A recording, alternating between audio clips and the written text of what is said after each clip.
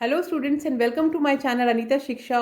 और मैं हूं डॉक्टर अनीता। आज हम बात करेंगे 12th क्लास की रेनबो बुक के सेकंड चैप्टर रूम 10/8 के बारे में। आपकी बुक का जो फर्स्ट चैप्टर है वाटर वो रिमूव कर दिया गया है, उसको आपको नहीं पढ़ना है और ये आज हम सेकंड चैप्टर पढ़ रहे हैं। और ये बहुत ही इंटरेस्टिंग चैप्टर है। इस चैप्टर से हमें शिक्षा भी मिलेगी और एक ये व्यंग्य के रूप में जो आजकल के बच्चों में जो भावनाएं हैं कि अपने पेरेंट्स के प्रति, उनको दर्शाता है कि किस तरह से हमारी जो फीलिंग्स हैं अपने पेरेंट्स के प्रति बदलती जा रही हैं और हमें उसको बदलने की बहुत ज़रूरत है, ताकि हम अपने आने वाले जो पीढ़ियां हैं उनको एक अच्छी अच्छी शिक्षा देके जा सके। उन्हें अपने पेरेंट्स के साथ, अपनी जड़ों के साथ ही रहना चाहिए। वो उनसे जितना दूर होने की कोशिश करते हैं उनके साथ बिल्कुल वैसा ही होता है जैसा वो करते हैं। रूम 10/8 यानी कि एक कमरा जो 10/10/8 का है, यानी 10/8 स्क्वायर फीट का जो एक कमरा होता है उसके बारे में चर्चा की गई है इस पार्ट में। और ये एक व्यंग्य के रूप में ये कहानी आपको देखने को मिलेगी।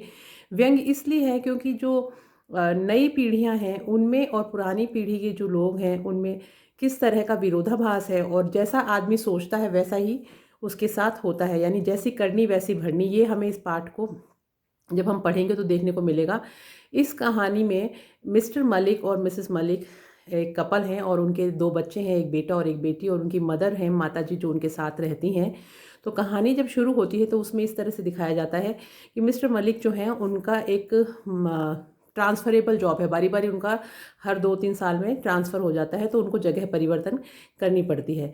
अब जब उनका ट्रांसफ़र दिल्ली हुआ तो उस समय उन्होंने वहाँ पे दिल्ली में एक ज़मीन खरीदी, जिस पे उन्होंने ये सोच लिया, उनकी वाइफ़ ने सोचा, मिसेस मलिक ने, कि अब मैं इसके ऊपर मकान बना लूँगी। और वो बहुत परेशान हो चुकी थी कि बारी-बारी जो स्थानांतरण होता है उनके हस्बैंड का, जो तबादला होता है, उससे वो तंग आ चुकी थी। और उन्होंने सोचा था कि अब मैं बच्चों को साथ में रखूँगी, और अगर कहीं अब की बार ट्रांसफ़र होगा मिस्टर मलिक का तो वो अकेले ही जाएँगे, और बच्चों को मैं अपने साथ रख लूँगी और वहीं पे मैं उनको पढ़ाऊँगी, ताकि उनकी जो पढ़ाई है वो नियमित रूप से चलती रहे। क्योंकि बारी-बारी ट्रांसफ़र होने के कारण हर जगह बच्चों को नए स्कूल में दाखिला लेना पड़ता था और उनकी पढ़ाई डिस्टर्ब होती थी। तो वो बड़ी एक्साइटेड होती हैं, उत्तेजित होती हैं जब वो लोग ज़मीन ले लेते हैं कि अब उसके ऊपर वो मकान बनाएँगे। उसके बाद में मकान का कार्य जो है उस पे वो शुरू हो जाता है, और वो उनके दिमाग में एक विचार ये होता है कि अगर मिस्टर मलिक का कहीं ट्रांसफ़र हुआ तो मैं अपनी सास को अपने साथ रख लूँगी, तो मुझे अकेला भी महसूस नहीं होगा और हम साथ में रह जाएँगे। तो जब पूरे घर का नक्शा बनाने के लिए आर्किटेक्ट को बुलाया जाता है, वास्तुशिल्पी को बुलाया जाता है, तो उसको जब बता रहे होते हैं कि कहाँ पे कौन-सी चीज़ बनाई जाएगी, उसमें बारी-बारी मिसेस मलिक का जो ध्यान था, उन्होंने 3-4 बार एक बात कही कि ये जो कम यहाँ पे ये जो जगह है, इसको 10/8 की कर दो, इसको 10/8 की कर दो। तो मिस्टर मलिक का फ़ोन आया हुआ था, तो उन्होंने उनकी बात पे ज़्यादा ध्यान नहीं दिया, और ना ही आर्किटेक्ट ने शिल्पकार जो था उसने भी वास्तुशिल्पी जो था उसने भी ध्यान नहीं दिया। तो फिर वापस मिसेस मलिक ने ध्यान जोर दिया कि देखो ये जो कमरा है ये 10/8 का बना दीजिए। तो इसी बात पे उनके हस्बैंड ने भी फ़ोन पे बात करते-करते सहमति दी कि हाँ ठीक है, ये 10/8 का कमरा बना दो। तो जो आर्किटेक्ट था उसको समझ में नहीं आया कि आखिर ये 10/8 की बारी-बारी बात क्यों कही जा रही है। तो उन्होंने बाद में कहा, मिसेस मलिक ने कहा कि ये 10/8 का जो कमरा है, उन्होंने अपने हस्बैंड से चर्चा करी कि इसको हम मेरी सास के लिए, यानी आपकी मदर के लिए कमरा बना देंगे, क्योंकि वैसे भी वो बीमार रहती हैं और उनका स्वास्थ्य भी ठीक नहीं रहता। तो जब तक वो हैं तब तक वो इस कमरे में रह जाएँगे, और उनके जाने के बाद में हम इस कमरे को स्टोर रूम के रूप में कन्वर्ट कर लेंगे, बदल देंगे। तो उसके हस्बैंड भी सहमति से सिर हिला देते हैं कि हाँ, ये बात ठीक है। पर होता ये है कि जब कंस्ट्रक्शन चालू हो जाता है तो मिसेस मलिक सारा दिन वहाँ पे उनके साथ में खड़ी रहती हैं। जो कारीगर होते हैं उनको कई बार तो उन्होंने ईंटें पकड़ाने में, या जो सामान पकड़ाने में, या किसी भी तरह के पानी जब तिराई की जाती है मकान में, उसमें बहुत उन्होंने योगदान दिया कि भई वो अपनी तरफ से पूरा तल्लीनता से उस मकान को बनवा रही थी, क्योंकि वो चाहती थी कि जल्दी से जल्दी उनका मकान बन जाए और उसमें वो रहना शुरू कर दें। जब उनका मकान पूरा तैयार हुआ, उससे थोड़े से समय पहले उनके मकान को सरकार ने अधिकृत कर लिया, और ये सुन के उनको बड़ा दुख हुआ कि अब उनकी जो इच्छा थी नए मकान में जाने की, वो कैसे पूरी होगी। और वो बहुत दुखी भी होगी क्योंकि उन्होंने बहुत मेहनत करी थी उस मकान को बनवाने में। तो उनके हस्बैंड ने कहा, मिस्टर मलिक ने उनको कहा कि तुम चिंता मत करो, ये बैंक वाले जो हैं ये इसको किराए पर ले रहे हैं, और जो सरकार है वो इसको किराए पर ले रही है, और उसके लिए अपन को एक अच्छा किराया भी मिलेगा। तो बैंक वाले नहीं होते, गवर्नमेंट ने लिया होता है उस मकान को। तो मिसेस मलिक इस बात से ठीक वो राज़ी हो जाती हैं कि चलो ठीक है। उनके दिमाग में 3 चीज़ें चल रही होती हैं। एक तो चलो इतना मेहनत जो उन्होंने इस मकान में करी, इससे वो दूर रहेंगी तो उनको बारी-बारी इसकी याद नहीं आएगी। दूसरा, उनको ये पश्चाताप नहीं होगा कि मैं इस मकान में रह नहीं पा रही हूँ। और तीसरा कि उसके अच्छी पैसे मिल रहे हैं तो वो उनको काम आएँगे। जो मकान बनाने में खर्चा हुआ, उस तरह से उस थोड़ी उनकी बचत हो जाएगी, तो वो इस चीज़ के लिए राज़ी हो गई। और वापस मिस्टर मलिक का जब ट्रांसफ़र वहाँ से हुआ तो वो लोग वहाँ से दूसरी जगह चले गए। कई साल बीत गए। सालों बीतते-बीतते उनकी जो मदर इन लॉ थी उनका निधन भी हो गया। और मिस्टर मलिक जो थे वो भी रिटायरमेंट के एकदम करीब पहुँच गए। तो वो ये चाहते थे कि रिटायरमेंट से पहले मैं अपने बेटे की शादी कर दूँ। तो उन्होंने अपने रिटायरमेंट से पहले अपने बेटे की शादी भी कर दी, और बहू जो थी वो बहुत ही मॉडर्न बहू वो लोग लेके आए, जो बिल्कुल आधुनिक विचारों की थी, नए ज़माने की लड़की। और जब शादी हो गई तो उसके बाद में उन्हें थोड़े समय बाद में पता चला कि जो उन्होंने केस जीता वापस अपने मकान को प्राप्त करने के लिए गवर्नमेंट से। और उनको मिसेस मलिक वो केस जीत गई तो उनको उनका मकान वापस मिल गया। जब उनको वो मकान वापस मिला तो सब लोग एक्साइटेड हो गए कि हम जल्दी से जल्दी जाके दिल्ली में अपने मकान में रहेंगे। तो जब वो लोग दिल्ली वापस आ रहे थे मकान में रहने के लिए, तो जब उनको अपने मकान में शिफ्ट करना था तो सोमवार का दिन था और बहुत तेज़ बरसात होने लगी। तो उन्होंने सोचा कोई बात नहीं, आज सुबह नहीं तो हम शाम को मकान में शिफ्ट हो जाएंगे, क्योंकि शुभ मुहूर्त के हिसाब से वो उसी दिन उस मकान में जाना चाहते थे। लेकिन बरसात इतनी तेज़ हो रही थी कि बरसात बंद होने का नाम ही नहीं ले रही थी। तो मिसेस मलिक ने अपने बेटे से कहा कि वैसे आज का दिन बहुत अच्छा था और आज ही अगर हम वहाँ शिफ्ट हो जाएं, एक बार सामान रख देते हैं, बाकी का सामान कल लेके चले जाएंगे, तो एक बार चले जाते हैं ताकि उसमें रहना शुरू कर दें। तो उनका बेटा जो है वो इस चीज़ के लिए राज़ी हो जाता है। और बेटा, बहू और मिस्टर मलिक और तीनों जो हैं वो गाड़ी में उस नए घर में जाने लगते हैं। इससे पहले जब बेटे की शादी करी थी, उससे पहले उन्होंने अपनी बेटी की भी शादी कर दी होती है। तो बेटी भी अब उनके पास नहीं होती, वो भी ससुराल चली गई होती है। तो अब ये 3 जने थे जो गाड़ी में बैठ के नए मकान में जब जाते हैं, तो जब नए मकान में जा रहे होते हैं तो रास्ते में मिसेस मलिक को पुरानी सारी बातें याद आने लग जाती हैं कि किस तरह से उन्होंने ये ज़मीन ली थी, फिर मकान का काम शुरू किया, वो कितना मेहनत करती थी, पूरा दिन उसमें लगी रहती थी, कारीगरों के साथ खड़ी रहती थी धूप में, कई-कई दिन तक उन्होंने खाना भी नहीं खाया। तो ये सारी की सारी चीज़ें उनके दिमाग में एकदम चलती रहती हैं कि किस तरह से मैंने इस घर को बनाने में इतनी मेहनत करी और देखो इतना समय बीत गया और मैं अब इस मकान में रहने आई हूँ। क्यों? क्योंकि अब जब वो उस मकान में रहने आई है तो मिस्टर मलिक का भी देहांत हो चुका था इससे पहले। तो बेटे की शादी करने के कुछ समय बाद ही हो गया था, इसलिए वो 3 जने बच गए थे। तो वो तीनों चल पड़ते हैं और जब घर के पास पहुंच रहे होते हैं तभी एकदम मिसेस मलिक देखती हैं कि जो उनकी पुत्रवधू है वो आगे की सीट पे बैठी होती है, अपने हस्बैंड के साथ इंग्लिश में बातें कर रही होती है। तो वो ये चीज़ उनको बिल्कुल भी अच्छी नहीं लग रही होती कि उनकी वाइफ उनकी जो बहू है वो उनके सामने अंग्रेज़ी में वो दोनों बेटा और बहू बातें कर रहे हैं।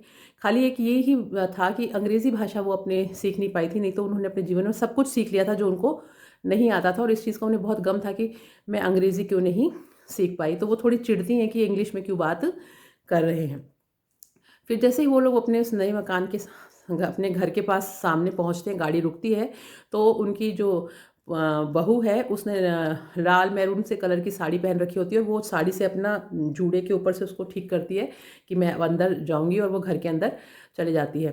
इसमें एक इम्पॉर्टेंट चीज़ ये और है कि जो वास्तुशिल्पी था उसने वास्तुकार था, उसने क्या किया था, जो मेन गेट था उस पे एक गृह स्वामिनी की मूर्ति भी बनाई थी, जो लाल रंग की साड़ी पहने हुए थी और पीठ उसकी जो थी वो संगमरमर की जो वॉल थी उसकी तरफ थी। तो रास्ते में मिसेस मलिक ये भी सोच रही थी कि वो जो उन्होंने बनाई है तस्वीर उस वो मुझसे तो मेल नहीं खाती, मेरे जैसी तो नहीं लगती, क्योंकि मुझे लाल रंग तो बिल्कुल भी पसंद नहीं है। और ये कैसे गलती हो गई शिल्पी से, आर्किटेक्ट से ये गलती कैसे हो गई कि उसने रेड कलर की साड़ी पहन के और गृह स्वामिनी का जो चित्र है वो पोस्टर है वो बनाया है वहाँ पर। तो लेकिन जब वो देखती हैं कि उनकी बहू जो गाड़ी से उतरी होती है उसने वही रेड मैरून कलर की साड़ी पहन रखी होती है और वो बिल्कुल आकार और साइज़ के हिसाब से देखते हैं, तो वो बिल्कुल उतनी ही उनकी साइज़ के साथ मैच कर, मतलब उनको ये एहसास हो जाता है कि ये शायद मेरा नहीं बना के मेरी बहू का उसने यहाँ पर ये जो अ, आकृति बनाई है वो मेरी बहू की बनाई है, मेरी नहीं बनाई है। तो क्योंकि उसको तो बिल्कुल भी रेड कलर पसंद नहीं था, तो वो थोड़ी उदास हो जाती है, उनका सिर थोड़ा घूमने लग जाता है, उनको थोड़ा गिडीनेस सी फील होने लग जाती है। बेटा बहू घर के अंदर चले जाते हैं, दिए जलाते हैं और नए घर में खुश होते हैं, लेकिन वो ये भूल जाते हैं कि अपनी माँ को भी गाड़ी से उतारना है। और जो मिसेस मलिक होती हैं वो बहुत ही ज़्यादा, क्योंकि पहले ही वो पुरानी बातों से उनके दिमाग में एक तनाव सा उत्पन्न हो जाता है और दूसरी वो जो आकृति वाली बात होती है उससे भी वो थोड़ी तनाव में होती हैं। और सबसे बड़ी बात उनको ये ऐसा बुरा लग रहा होता है कि मैंने कितनी मेहनत से इसको घर को बनाया और अब आखिर में जाके मुझे इस घर में रहने का मौका मिल रहा है जब मेरे हस्बैंड भी मेरे साथ नहीं है। फिर तभी बेटे को अचानक याद आता है कि माँ को तो मैं लेके ही नहीं आया, तो वो फटाफट वापस जाते हैं अपना बेटे का धर्म निभाते हुए और गाड़ी का दरवाज़ा खोलते हैं और अपनी माँ को अंदर लेके आते हैं। जब माँ गाड़ी से उतरती हैं तो उनको बहुत ही वीकनेस सी फील होती है और वो कहते हैं कि मेरा जी सा घबरा रहा है और मैं थोड़ा अंदर जाके आराम करूँगी। तो बेटा और बहू कहते हैं ठीक है, लेकिन उससे पहले आप खाना खा लीजिए। तो जब वो लोग खाना खाने के लिए बैठते हैं तो खाने की टेबल पे बैठे होते हैं, खाना खा रहे होते हैं, तभी उनकी मदर फिर कहती है कि मेरे को वापस से मैं अच्छा महसूस नहीं कर रही, मैं थोड़ा आराम करना चाहती हूँ, मैं थक गई हूँ इतनी लंबी यात्रा से। तो बेटा कहता है ठीक है माँ आप रेस्ट कर लो। इतने में ही उनकी बहू कहती है कि हाँ मम्मी आप जाके और वो जो 10 बाय 8 वाला कमरा है उस कमरे में जाके आराम कर लो, वो आपका कमरा है। जैसे ही मिसेस मलिक ये सुनती हैं उनको वो बात याद आ जाती है जो उन्होंने अपनी सास के लिए सोची थी कि ये कमरा जो है वो मैं अपनी सास के लिए बना देती हूँ और वो इसमें रह जाएंगी। तो उनको रिकलेक्ट होने लग जाती है वो सारी की सारी मेमोरी कि जिस तरह से मैंने मेरी सास के बारे में सोचा था वैसा ही मेरी बहू मेरे बारे में सोच रही है, यानी कि जो कर्म मैंने किए वो मेरे सामने ही आ रहे हैं। तो फिर उनको रियलाइज़ होता है कि जैसा आदमी करता है वैसा ही उसको देखने को मिलता है। मैंने मेरी सास के बारे में ऐसा सोचा और आज वही चीज़ मेरे साथ हो रही है। वो कमरा जो मैंने मेरी सास के लिए बनाया था वो कमरा आज मेरे को मिल रहा है। तो बहुत ही दुखी मन से वो उस कमरे में चले जाती हैं और वो पुरानी यादों में वापस खो जाती हैं कि किस तरह से कितनी मेहनत से मैंने इस घर को बनाया था। तो जब ये हम पूरा चैप्टर पढ़ते हैं तो इसमें 2-3 चीज़ें इंपॉर्टेंट हैं। एक तो जनरेशन गैप के बारे में पता चलता है कि आधुनिक होता जा रहा है समाज। दूसरी चीज़ ये पता चलती है कि आज के जो बच्चे हैं वो संयुक्त परिवार में रहना ही नहीं चाहते। सब चाहते हैं कि हम एकल परिवार में रहें। जैसे ही वो थोड़े बड़े होते हैं वो अपने माँ-बाप को नज़रअंदाज करना शुरू कर देते हैं, उनसे दूर जाने की कोशिश करते हैं और ख़ास करके जैसे ही उनकी शादी होती है तो उनको ये लगता है कि हम अपनी एक नई दुनिया बसा लें और वो उन जड़ों को, उन पेरेंट्स को भूल जाते हैं जिन्होंने उन्हें पाल-पोस के इतना बड़ा किया होता है। तो अगर देखा जाए तो ये एक व्यंग्यात्मक पाठ है जिसमें एक शिक्षा भी हमें मिल रही है कि हमें इस तरह से नहीं करना चाहिए। तो अगर कोई व्यक्ति इस तरह से करता है तो उसके साथ वैसा ही उसके जीवन में होता है। तो मैं आप लोगों से उम्मीद करती हूँ कि आपको ये पाठ अच्छे से समझ में आया होगा। नेक्स्ट वीडियो में मैं इसके क्वेश्चन आंसर्स लेके आऊँगी, शॉर्ट क्वेश्चंस और लॉन्ग क्वेश्चंस दोनों, और उन क्वेश्चंस को भी हम डिस्कस करेंगे आपके एग्जामिनेशन पॉइंट ऑफ व्यू से। एंड आई होप आपको ये चैप्टर समझ में आया होगा। अगर आपको मेरा चैप्टर पढ़ाया हुआ समझ में आता है और आप चाहते हैं कि पहले मैं सभी चैप्टर्स की एक बार समरी लेके आऊँ ताकि आपको एक दिमाग में आइडिया हो जाए कि कौन से पार्ट की क्या स्टोरी है और किस तरह के क्वेश्चंस उसमें से आएंगे, अगर आप मेरी समरी को भी अच्छी तरह से पढ़ लेंगे तो मुझे पूरा विश्वास है कि आप कोई भी प्रश्न इस पार्ट में से आएगा तो उसका उत्तर कर पाएंगे। तो इसी की उम्मीद के साथ कि आप लोग अच्छे से अपने एग्ज़ाम की प्रिपरेशन करें और आपका एग्ज़ाम बहुत अच्छा हो। All the best for your board exams. और कोरोना से जो भी आपका पढ़ाई का नुकसान हुआ उसकी भरपाई करने की मैं पूरी कोशिश कर रही हूँ जितनी मुझसे हो सकती है। आप लोग मेरे साथ बने रहें और मेरे साथ पढ़ते रहें। तो इसी के साथ मैं अपना ये आज का जो लेक्चर है वो समाप्त करती हूँ। और आप भूलिएगा मत मेरे चैनल को लाइक, सब्सक्राइब और शेयर करना, और अपने फ्रेंड्स के साथ भी खूब सब शेयर कीजिएगा ताकि सबको फ़ायदा हो सके। हमारे ग्रामीण इलाके तक भी अगर लोग बच्चे जो अगर हैं जिनका पढ़ाई का नुकसान हुआ है या जो प्राइवेट स्कूल्स में पढ़ते हैं जिनको बिल्कुल भी किसी तरह की ऑनलाइन क्लासेस नहीं हुई, वो अगर मेरे वीडियोस देखेंगे तो मेरी गारंटी है कि उनके बहुत अच्छे नंबर इंग्लिश में आने वाले हैं और वो बहुत अच्छे नंबरों से पास होंगे। तो इसी के साथ मैं अपना ये समाप्त करती हूँ। And all the best for your board exams. Thank you and have a nice day. एक बहुत ही इम्पोर्टेंट पॉइंट जो मैं स्टोरी में भूल गई थी लास्ट में, वो ये था कि जब मिसेस मलिक अपने कमरे में सोने के लिए जाती हैं तो वो अपने बेटे और बहू को ये बात करते हुए देख सुनती हैं। उनकी बहू कहती है कि इस कम घर के अंदर एक स्टोर रूम की बहुत ज़्यादा कमी है।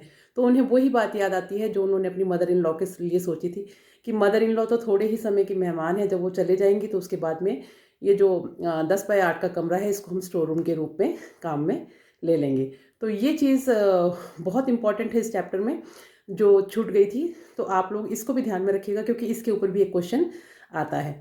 Thank you.